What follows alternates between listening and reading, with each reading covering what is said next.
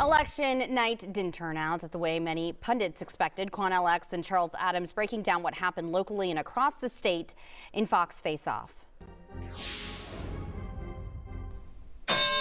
Charles, the midterms took place last night here in Houston, Harris County.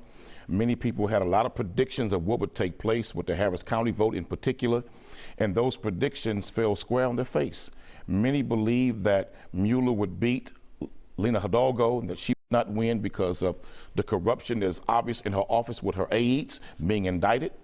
But also at the same time, many believe that the judges who became notorious for releasing so many criminals back on the streets, who were even out on multiple bonds for murder, aggravated assault, and rape to go on and commit further crimes, they thought these judges would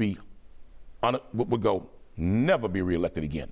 As incumbents, it's very difficult to not get reelected as an incumbent. But many were shocked that the vote was completely the opposite of what many thought it would be in Harris County. Well, there were razor-thin margins here in Harris County, but I think one, you noted, the power of incumbency is great. We saw that both at the local level and the state level, where you saw Ken Paxton, who has been under indictment for years for some sort of fraud.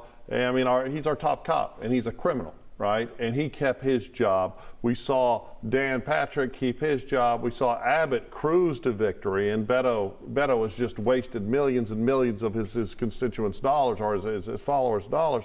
But here locally, where you see a parallel between Ken Paxton on the state level and Lina Hidalgo on the local level, they both appear to be criminally corrupt.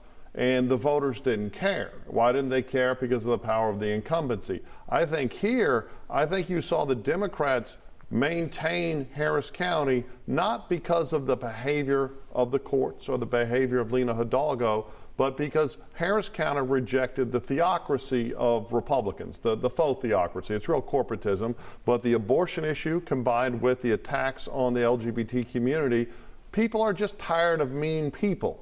And the Trump camp is seen as being mean. It seems like America as an electorate is more tired of the meanness than they are about the horrible crime, the failed economy, and all the failures of the Democrats. But we can never become a nation where we're more concerned about people's personalities and their disposition on certain issues. We are that nation. But we cannot become that.